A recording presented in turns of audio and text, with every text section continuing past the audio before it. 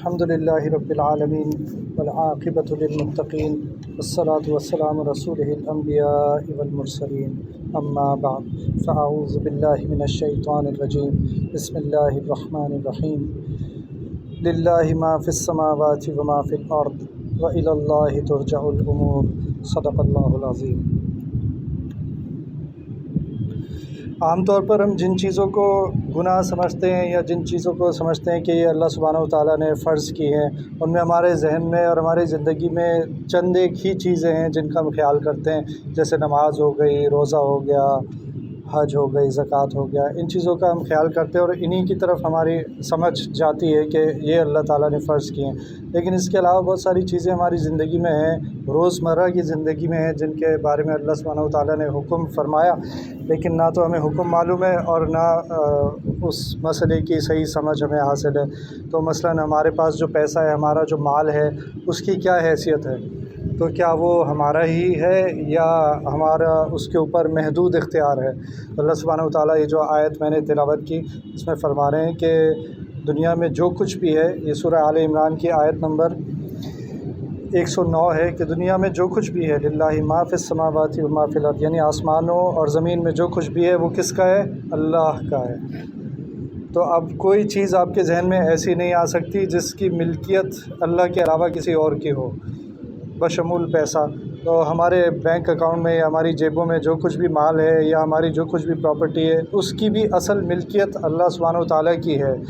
اس کو سمجھنے کے لیے ایک مثال اگر لیں تو وہ مثال ایسے ہوگی کہ اگر آپ کا کوئی ملازم ہے اور آپ اسے 1000 روپے دیتے ہیں اور کہتے ہیں کہ یہ فلاں چیز لے کے آ جاؤ، تو اگر تو وہ فلاں چیز لے کے آ جاتا ہے تو اس نے اپنا کام پورا کر دیا۔ لیکن اگر وہ اس میں سے 100 روپے کی کوئی اور چیز بھی اپنی مرضی سے لے کے آ جاتا ہے تو اس نے غلطی کر دی۔ کیونکہ آپ نے اسے جتنا اختیار دیا تھا وہ یہ تھا کہ یہ جو چیزیں میں نے کہی ہیں یہ۔ تو اسی طرح اللہ سبحانہ و تعالیٰ نے مال پر ہمارا کچھ اختیار ہمیں دیا ہے، وہ یہ ہے کہ تم اپنی ضرورت کے لیے اس مال کو استعمال کر سکتے ہو۔ اب اگر اس سے ہٹ کر وہ مال کا استعمال کرے گا تو پھر وہ اللہ سبحانہ و تعالیٰ نے 2 الفاظ قرآن شریف میں استعمال کیے ہیں، ایک اسراف اور ایک تبذیر۔ تو اسراف کے بارے میں اللہ تعالیٰ فرماتے ہیں کلوا واشربوا ولا تسرفوا، کہ کھاؤ اور پیو لیکن فضول خرچی نہ کرو۔ اسراف فضول خرچی کو کہتے ہیں اور تبذیر بھی فضول خرچی کو کہتے ہیں، اس پہ آگے بات کریں گے دونوں میں فرق علماء نے کیا بیان کیا ہے۔ تو اللہ سبحانہ و تعالیٰ سورہ اعراف میں فرماتے ہیں کلوا واشربوا ولا تسرفوا ان اللہ لا يحب المسرفین، اللہ تعالیٰ فضول خرچی کرنے والوں کو پسند نہیں فرماتے۔ تو اب یہ ایک فرض کے درجے میں آ گیا کہ فضول خرچی جو ہے اس سے بچنا ہم پر اللہ سبحانہ و تعالیٰ نے فرض فرما دیا ہے۔ لیکن ہماری زندگی میں فضول خرچی کن کن طریقوں سے داخل ہو جاتی ہے، اس کے بارے میں آگے بات کریں گے انشاءاللہ۔ تو اب جو موجودہ حالات ہیں اس میں شاید ہمیں اور بھی اس بات کا احساس ہونا چاہیے کہ جو مال ہم خرچ کر رہے ہیں وہ کس طرح کر رہے ہیں اور اس میں برکت کیسے آ سکتی ہے، اس کو استعمال کرنے کا بہتر طریقہ یا اسلامی تعلیمات اس مال کے حوالے سے جو ہمیں دی گئی ہیں وہ کیا ہیں۔ تو سب سے پہلی بات تو یہ ہے کہ اللہ سبحانہ و تعالیٰ کے ہاتھ میں ہمارا رزق ہے، رزق ہمارے ہاتھ میں نہیں ہے۔ ایسے ہی نا وفی السماء رزقکم، تمہارا رزق آسمانوں میں ہے۔ تو ہمارا رزق تو اللہ سبحانہ و تعالیٰ ہمیں ہر حال میں دیں گے، جس طرح موت ہمیں آنی ہے اسی طرح رزق بھی ہمارا جو بھی لکھا ہوا ہے وہ ہمیں مل کے رہے گا۔ تو ہم اپنی کوششوں سے اس کو بڑھا نہیں سکتے، ہم اپنی کوششوں سے اس کو حاصل کر سکتے ہیں۔ جو بھی ہمارا مقدر میں رزق ہے وہ ہم اپنی کوششوں سے اس کو حاصل کر سکتے ہیں، نہ اس کو بڑھا سکتے ہیں نہ اسے کم کر سکتے ہیں۔ تو پہلی بات تو یہ سمجھ میں آ گئی۔ تو رزق پہ ہمارا اختیار نہیں ہے کہ ہم اسے بڑھا سکیں یا کم کر سکیں۔ ہمارا اختیار کس چیز پہ ہے؟ جو رزق ہمارے پاس ہے اس کو خرچ کیسے کرنا ہے، یہ ہمارے اختیار میں ہے نا۔ تو ایک چیز تو آسان ہو گئی نا ہمارے لیے، رزق کا تو اللہ تعالیٰ نے اپنے ذمے لے لیا، لیکن اس کو خرچ کس طرح کرنا ہے یہ تو ہمارے ہاتھ میں آ گیا۔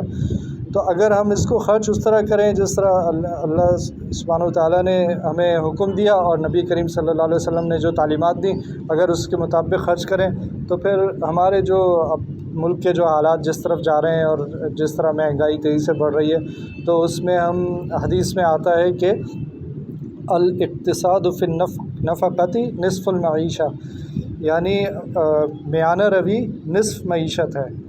تو میانہ روی کیا ہوتی ہے کہ آپ اعتدال کے ساتھ خرچ کریں، نہ زیادہ خرچ کریں نہ کم خرچ کریں۔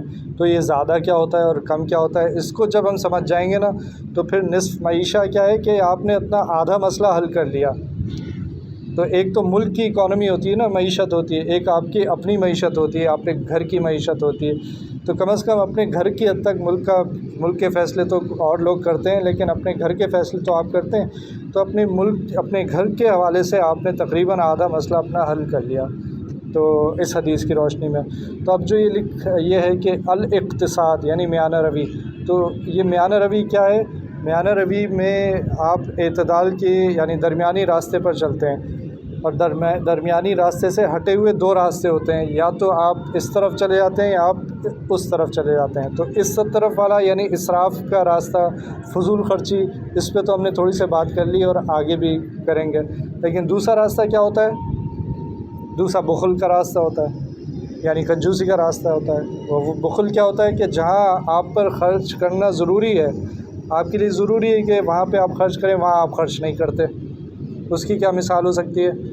اس کی مثال یہ ہے کہ زکوٰۃ دینی ہے، آپ کو فرض کی اللہ تعالیٰ نے، لیکن آپ زکوٰۃ میں ڈنڈی مار دیتے ہیں یا زکوٰۃ نہیں دیتے، یا اسی طرح گھر والوں کے جو حقوق ہیں وہ آپ پر عائد کیے گئے ہیں، واجب کیے گئے ہیں، آپ وہ پورے نہیں کرتے۔ ماں باپ کے جو ضروریات ہیں وہ، اسی طرح جو ٹیکس وغیرہ دینا ہے، تو اگر آپ یہ چیزیں نہیں کرتے تو پھر وہ بخل میں آ جاتا ہے، اور اگر حد سے آگے بڑھ جاتے ہیں تو پھر وہ فضول خرچی میں آتا ہے۔ تو مفتی تقی اسماعیل صاحب فرماتے ہیں کہ فضول خرچی کی 3 قسمیں ہیں۔ تو وہ کون سی 3 قسمیں؟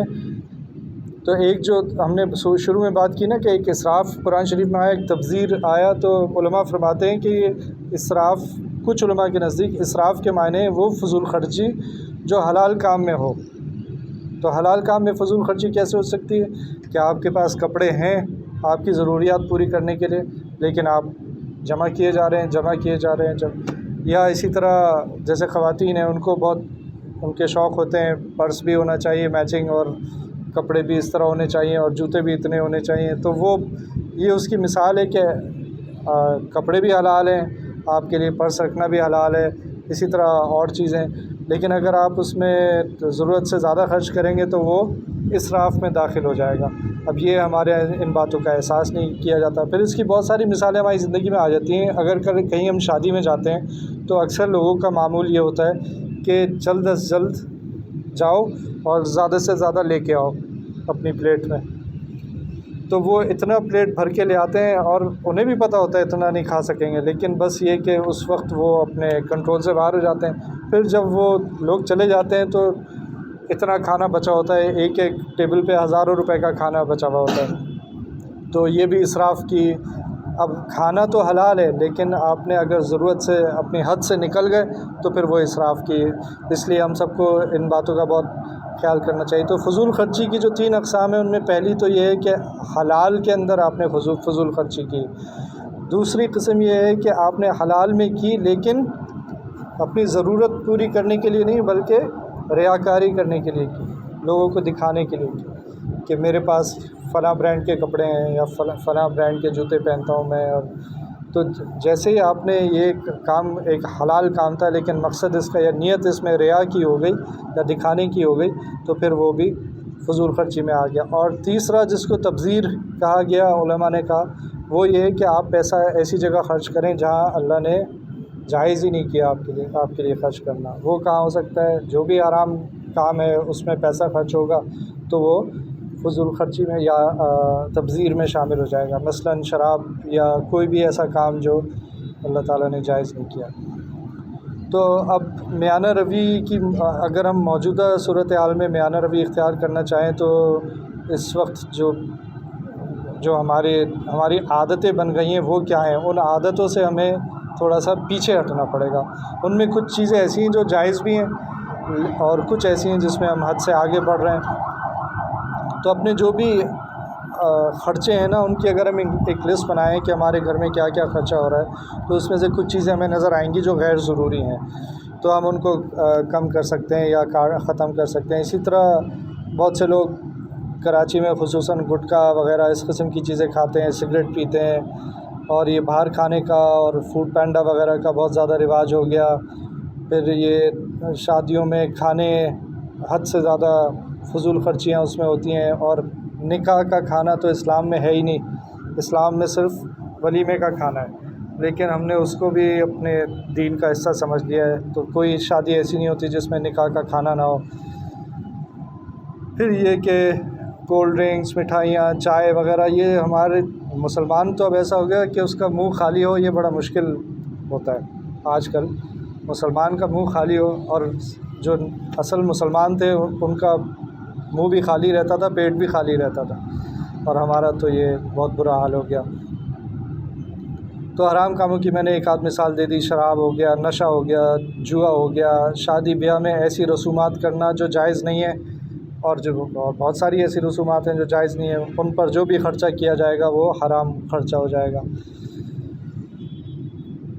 تو علماء، جو بڑے علماء ہیں، وہ اپنے فضول خرچی سے بچنے کا کتنا خیال رکھتے ہیں، اس کی ایک مثال مفتی تقی عثمانی صاحب نے اپنے بیان میں بتائی کہ اگر دسترخوان پہ کچھ کھایا ہے کچھ لوگوں نے بیٹھ کر، تو اس دسترخوان کو صاف کیسے کرنا ہے اس کا بھی طریقہ ہے جس پہ عمل کرتے ہیں. تو اگر روٹی کے ٹکڑے ہیں، چھوٹے چھوٹے ٹکڑے ہیں، تو وہ چونٹیوں کو جانے چاہیے. تو وہ ایسی جگہ ڈالتے ہیں، ایسے بڑے لوگ ایسی جگہ ڈالتے ہیں جہاں چونٹیاں اسے کھا سکیں. ہڈیاں ہیں تو ایسی جگہ ڈالتے ہیں جہاں ہڈی کھانے والے جانور اس کو کھا سکیں. اور اسی طرح باقی چیزیں. تو اس حد تک وہ کہ اچھا، تو اب یہ مال کے حوالے سے ایک اور حدیث میں آتا ہے کہ روز حشر 4 سوال ہوں گے جن کا سب کو جواب دینا ہوگا. جب تک وہ جواب نہیں دیں گے اپنے قدم وہاں سے ہٹا نہیں سکیں گے. ان 4 سوالوں میں سے 2 سوال یہ ہیں کہ مال کیسے کمایا اور کیسے خرچ کیا. تو یہ سوالات اسی لیے ہیں کہ مال پہ ہمارا کلی اختیار نہیں ہے. ہم جو سمجھتے ہیں یہ میری زندگی ہے یا میرا پیسہ ہے، میں جیسے چاہوں خرچ کروں، ایسا نہیں ہے. بلکہ اللہ تعالیٰ سوال کریں گے کہ مال کیسے خرچ کیا. پھر اس وقت ہمیں احساس ہوگا کہ کاش ہم دنیا میں ان باتوں کا خیال کر لیتے. اچھا، تو اب اس کا، کیونکہ ہماری عادتیں خراب ہو گئی ہیں، تو اس مسئلے کو حل کرنے کا کیا طریقہ ہے؟ اس کو حل کرنے کا ایک طریقہ یہ ہے کہ ہم یہ دیکھیں کہ جو چیز میں خرید رہا ہوں اس کی مجھے ضرورت ہے یا نہیں. تو جو یہ نئی تہذیب ہے نا، اس میں آپ کو خواہشات کی طرف لایا جاتا ہے. تو جب آپ سپر سٹور میں جاتے ہیں تو سپر سٹور کو ڈیزائن اس طرح کیا گیا ہے کہ آپ کو چیزوں کی طرف رغبت ہو، چاہے آپ کو چاہیے یا نہیں چاہیے، آپ اسے خریدنے کی طرف راغب ہوں. اس کو کہتے ہیں، آگے جا کے پڑھیں گے آپ، امپلس بائنگ کہتے ہیں اسے. کہ آپ کو ویسے تو ضرورت نہیں تھی اس چیز کی، لیکن آپ نے دیکھا تو آپ کو شوق ہو گیا اور آپ نے اس کو خرید لیا. تو اس لیے سب سے بہتر طریقہ یہ جو گروسری شاپنگ یا کوئی بھی شاپنگ کا ہوتا ہے وہ یہ کہ آپ لکھیں کہ مجھے کیا چاہیے، گھر پہ کس چیز کی ضرورت ہے، لسٹ بنا کے پھر وہاں پہ جائیں شاپنگ کرنے کے لیے. یہ طریقہ بالکل غلط ہے کہ وہاں جا کے دیکھ لیں گے کہ گھر میں کیا. تو آپ وہ شیلف کو دیکھتے جاتے ہیں، اس میں کوئی چیز کام کی نظر آتی ہے، اور اکثر چیزیں ایسی ہیں جو آپ کو ضرورت نہیں ہے، لیکن وہاں جا کے آپ کو دل چاہ گیا کہ یہ بھی خرید لو اور آپ نے ڈال لی. تو پیچھے بچے بھی آ رہے ہوتے ہیں، وہ بھی اسی طرح کر رہے ہوتے ہیں. ان کی تو ساری خواہشات ہی ہوتی ہیں، ضرورت والی چیزیں نہیں ہوتی. تو اس لیے بہت ضروری ہے کہ ہم جب بھی کسی اسٹور میں جائیں تو ہم اپنی لسٹ بنا کے جائیں جو چیز لینی ہے، اور یہ ٹائم رکھیں کہ مجھے اس سے زیادہ ٹائم نہیں لگانا. لوگ گھنٹے لگا دیتے ہیں اور اسی وجہ سے کہ غیر ضروری چیزیں خریدتے جاتے ہیں. تو اپنی لسٹ بنائی اور جلدی شاپنگ کی اور واپس آ گئے. جتنا زیادہ ٹائم وہاں لگائیں گے اتنی ہی زیادہ شاپنگ، غیر ضروری شاپنگ ہوتی جائے گی. پھر یہ دیکھیں میرے گھر میں جو چیزیں ہیں کیا وہ میرے لیے کافی ہیں. کپڑے ہیں، جوتے ہیں، پرس، موبائل فون، اسی طرح بچوں کی بہت خواہشات ہوتی ہیں، کھلونے وغیرہ چاہیے. تو کیا وہ کافی ہیں یا میں جو خرید رہا ہوں وہ مجھے خریدنا چاہیے یا نہیں خریدنا چاہیے. تو یہ بھی بہت ضروری ہے، اس بات کا خیال رکھیں. اور اب اس میں یہ ہوتا ہے کچھ لوگوں کی ضرورت زیادہ ہوتی ہے، کچھ لوگوں کی ضرورت کم ہوتی ہے. مثلاً کوئی آدمی ہے جس کا سفر کام میں ایسی جاب ہے جس میں سفر بہت ہوتا ہے، تو اسے کپڑوں کی زیادہ ضرورت ہو سکتی ہے. اور اسی طرح کوئی آدمی جس کے گھر پہ دعوتیں بہت ہوتی ہیں، اس کے گھر میں برتنوں کی ضرورت زیادہ ہو سکتی ہے، تو اس کی ضرورت زیادہ ہو گئی. اور ایک آدمی ہے جس کے یہاں کوئی دعوتیں نہیں ہوتی تو اس کی ضرورت کم ہو گئی. تو اس طرح یہ آپ کے لیے آسان ہو جائے گا فیصلہ کرنا۔ پھر اپنے گھر میں یہ دیکھیں، اکثر لوگ خیال نہیں کرتے کہ گھر میں لائٹس آن ہیں، جس کمرے میں آپ نہیں ہیں اس کی لائٹیں بھی آن ہیں، پنکھا چل رہا ہے، اور پھر یہ بل بڑھ کر آئے گا۔ تو اپنی معیشت کو اگر ٹھیک کرنا ہے، اپنے گھر کی معیشت کو، تو ان چیزوں کا خیال رکھیں۔ اے سی یا ایئر کنڈیشنر جسے کہتے ہیں، یہ ہماری صحت کے لیے نقصان دہ ہوتا ہے، خاص طور پر جوڑوں کی بیماریاں اس سے ہوتی ہیں۔ تو ٹھیک ہے، وہ کوئی ناجائز چیز نہیں ہے، لیکن اگر آپ اپنی صحت کا خیال کرنا چاہتے ہیں اور اپنی معیشت کو بھی ٹھیک کرنا چاہتے ہیں تو تھوڑی عادت ڈالیں گرمی میں رہنے کی۔ ہاں، بہت زیادہ گرمی ہو جائے تو پھر آپ ٹھیک ہے اے سی چلائیں، لیکن اب اپنی بہتری کا اگر آپ سوچیں گے تو اے سی کا استعمال کم کریں۔ اسی طرح گھر سے باہر جانا اور غیر ضروری، جس کو ہم آؤٹنگ کا نام دیتے ہیں، تو غیر ضروری طور پر ٹھیک ہے جانا چاہیے، لوگوں سے ملنا چاہیے، لیکن شاید موجودہ حالات میں بہت سے لوگ اس بارے میں سوچ رہے ہوں کہ اپنے خرچے کیسے کم کیے جائیں، تو ان میں ایک یہ طریقہ ہو سکتا ہے۔ اور اسی طرح یہ کہ جب ہم چھوٹے تھے تو کہیں کھانے کی کوئی جگہ نظر نہیں آتی تھی کہ کوئی ریسٹورانٹ نظر آ جائے، کوئی فاسٹ فوڈ کی جگہ نظر آ جائے۔ اب کوئی جگہ بچی ہوئی نہیں نظر آتی جہاں کھانا نہ مل رہا ہو، ہر جگہ گھروں میں تو اب کھانا پکنا بند ہوتا جا رہا ہے۔ تو یہ جو باہر کے کھانے ہوتے ہیں، اس کا ایک نقصان تو یہ ہوتا ہے، آپ کا فائنینشیل بل جو ہے وہ بڑھ جاتا ہے، دوسرا یہ کہ آپ کی صحت کے لیے بھی نقصان دہ۔ ایسی چیزیں کھائیں گھر میں پکی ہوئی، جن سے آپ کی صحت کو فائدہ ہو۔ یہ تو وہ پریکٹیکل چیزیں تھیں جو آپ کر سکتے ہیں، لیکن ہمارا دین ہمیں سکھاتا ہے کہ اصل چیز جو ہے نا وہ برکت ہے، مال کی فراوانی نہیں ہے، بلکہ اصل چیز برکت ہے، کہ کم مال میں آپ کو زیادہ نفع ہو جائے، کم مال ہو یا زیادہ مال ہو، لیکن وہ نفع بخش ہو آپ کے لیے۔ تو اس کا بہت سارے طریقے ہیں برکت حاصل کرنے کی، بہت ساری کتابیں لکھی گئی ہیں کہ برکت حاصل کرنے کے کیا طریقے ہیں۔ یہاں اتنا وقت نہیں ہے تو میں مختصراً یہ بتا دیتا ہوں کہ بسم اللہ کو زیادہ سے زیادہ پڑھا جائے، ہر کام کے شروع کرنے سے پہلے بسم اللہ پڑھا جائے۔ کوئی بھی کام آپ کو کرنا اس سے پہلے بسم اللہ پڑھیں گے، عادت ڈالیں اس کا۔ شروع میں تھوڑی مشکل ہوگی، لیکن عادت ڈالتے جائیں گے تو برکت آتی جائے گی۔ اور اسی طرح صدقہ کرنا، صدقے سے بھی مال میں برکت ہوتی ہے۔ اور بہت سی مسنون دعائیں ہیں، نبی کریم صلی اللہ علیہ وسلم کی دعائیں ہیں جو اپنی زندگی کا حصہ بنائیں، ان دعاؤں کو پڑھنا تو انشاءاللہ اس میں بھی برکت حاصل ہوگی۔ اور وہ جو ہم نے بخل کی بات کی تھی، تو بخل کے بارے میں اللہ سبحانہ وتعالیٰ فرماتے ہیں سورہ لیل میں، وَأَمَّا مَن بَخِلَ وَاسْتَغْنَىٰ وَكَذَّبَ بِالْحُسْنَىٰ فَسَنُيَسِّرُهُ لِلْعُسْرَىٰ، یعنی اور جس نے بخل کیا اور بے پرواہ رہا اور نیک بات کو جھوٹ سمجھا، اسے سختی میں پہنچنا آسان ہو جائے گا۔ فَسَنُيَسِّرُهُ لِلْعُسْرَىٰ، یعنی سختی میں پہنچنا کیا مطلب ہے کہ سزا یعنی عذاب اس کے لیے آسان ہو جائے گا۔ تو عام آدمی جو نیکی کے راستے پر چل رہا ہوتا ہے اس کے لیے عذاب مشکل ہوتا ہے، لیکن جو بخل، اللہ سبحانہ وتعالیٰ اتنی سخت بات فرما رہے ہیں کہ جو بخل کرے گا اس کے لیے میں مشکل راستے کو آسان کر دوں گا، یعنی سختی کے یعنی عذاب والے راستے کو آسان کر دوں گا۔ اس لیے ہمیں بہت زیادہ اس بات کا احساس ہونا چاہیے، ہماری کیا مال کے حوالے سے ہماری کیا کیا ذمہ داری ہیں، کس کے کیا کیا حقوق ہیں جو ہمیں پورے کرنے ہیں، ماں باپ کے، بچوں کے، بیوی کے، اور اسی طرح دوسرے۔ اور علماء فرماتے ہیں تمام وظیفوں کا ایک وظیفہ جو ہے نا، جس سے ہمیں کوئی بھی مسئلہ نہیں ہوگا بلکہ ہمارے لیے بہت ہی وسعت ہو جائے گی، وہ یہ ہے کہ سورہ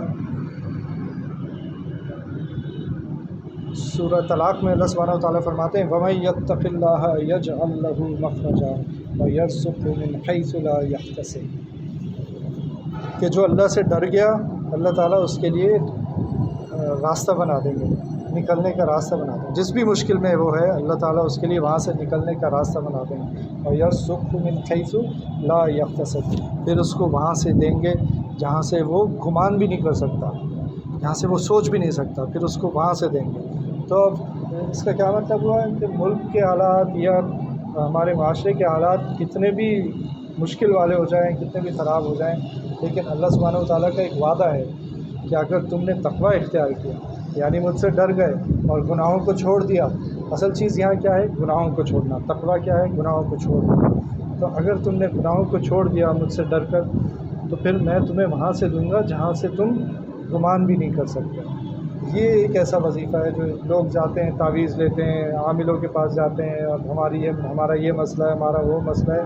اللہ سبحانہ وتعالیٰ ہر مسئلے کا حل اس آیت میں بتا رہے ہیں کہ اگر تم نے مجھ سے ڈر کر گناہوں کو چھوڑ دیا تو میں تمہیں وہاں سے دوں گا جہاں سے تم رزق بھی ہے، اور اس کے علاوہ جو بھی مشکل ہے وہاں سے میں تمہیں نکال دوں گا۔ تو بس ان باتوں کو اگر ہم یاد رکھیں تو انشاءاللہ تعالیٰ اللہ تعالیٰ ہمارے لیے آسانی فرمائیں گے۔ اللہ مجھے بھی عمل کی توفیق عطا فرمائے، ہم سب کو عمل کی توفیق عطا فرمائے۔ ربنا تقبل منا انك انت السميع العليم وتب علينا انك انت التواب الرحيم۔ صلی اللہ تعالیٰ علی خیر خلقہ محمد وعلی آلہ واصحابہ اجمعین، آمین برحمتک یا اللہ۔